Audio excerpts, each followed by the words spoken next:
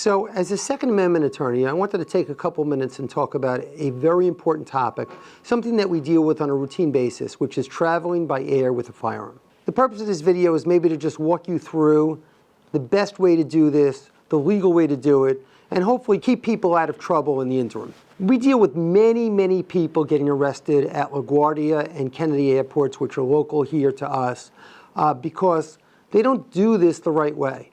And so there's a couple of factors that kind of resonate throughout these scenarios that could just help people stay safe and stay out of trouble. Number one, I would say that the most important thing to do is, if you want to travel with a firearm, is to just make sure that you know the law, where you are leaving from and where are you going to.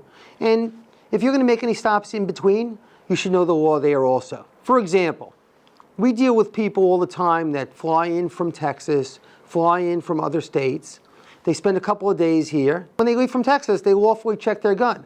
They go through the process, and we'll talk about what that process is. And then when they get to New York, they spend a couple of days. Maybe the gun stays in the hotel because they know they're not supposed to be carrying around a gun in the city of New York or the state of New York.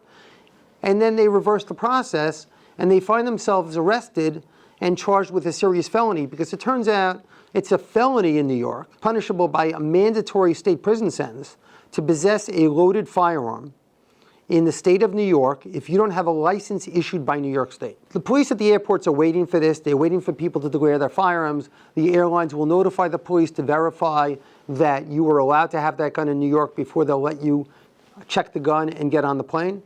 So this is something they're very tuned into and they're very aware of. And this is true wherever you travel. You want to make sure that you know what the law is, both where you're leaving from, any place you're stopping in between, and also wherever you're going to end up. Now, let's say you were lawful to have that gun in both the airport you're leaving from and the airport you're leaving to. So how do I lawfully travel with my firearm? Step one is, I always tell everyone, even if you've done it a month before, 2 weeks before, look at the TSA website, look at your airline's website, check the latest guidance. Make sure that you know that there hasn't been any update. Also, by the way, if you're relying on the fact that you have a license from, let's say, the state of Utah, the state of Florida, or some state that has reciprocity agreements with a lot of other states, make sure you check those reciprocity agreements and make sure they're still in effect. Now, when you get to the airport, it's important that you have your firearm packed in a hard-sided case with a lock. The gun should be packed separate from the ammunition. The ammunition should remain in its original case. Okay, just the original cardboard case it came in. That should be separate in the same suitcase, but not in the box with the firearm. The gun should be unloaded. I usually recommend putting a chamber flag in so it's visually clear that it's unloaded. Quick interruption, my name is Peter Tilem. I am New York's Second Amendment attorney. We set up New York Tac Defense, which is a prepaid legal plan for gun owners. You should go to the website, www.nytacdefense.com, and check it out. Now back to the video. There should be a lock on the outside of that box. The box has to be locked, although the suitcase does not have to be locked. Just the box inside. When you get to the airport, assuming you're packed the right way, you want to go to the airline counter and let them know that you're traveling with an unloaded firearm. They will generally give you a declaration form that you need to sign, just verifying that it's unloaded. And then a couple of different things can happen. In New York, very often what they'll do is they will take you to the nearest TSA checkpoint, not the TSA checkpoint for passengers, the TSA checkpoint for the check bags, and they will ask you to wait outside while they x-ray that gun and that bag and make sure that it's unloaded.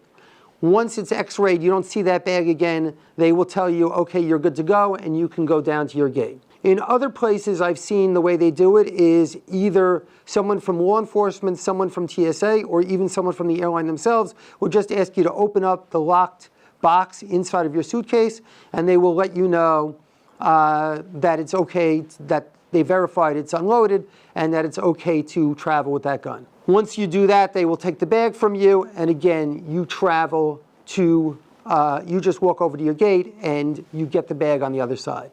Now, I have seen some airlines, and this is illegal under federal law, but I have seen that there are airlines, at least one that I could think of, that actually zip ties the outside of your suitcase. The reason that's illegal under federal law is because federal law says that when a passenger is traveling with a firearm, the airline is not allowed to put anything on the outside of the bag that indicates that there's a firearm inside that bag. So really, there should be nothing attached to that bag that indicates there's a firearm inside. The only people who are really supposed to know are you and the airline. It shouldn't be visible to anyone from the outside. When you get your bag at the airport, I've been at airports where you have to get it from a different location. It may not come out, especially in New York. The bag may not come out on the carousel. You may have to go to some kind of special handling location to pick up your suitcase.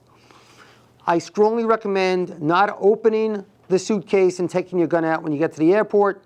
It's important. Wait till you get to your car. Wait till you get out of the airport till you open the suitcase and take that gun out. If you follow these steps, if you look at the laws on either side of your trip, and if you look at the latest guidance, then it's perfectly legal.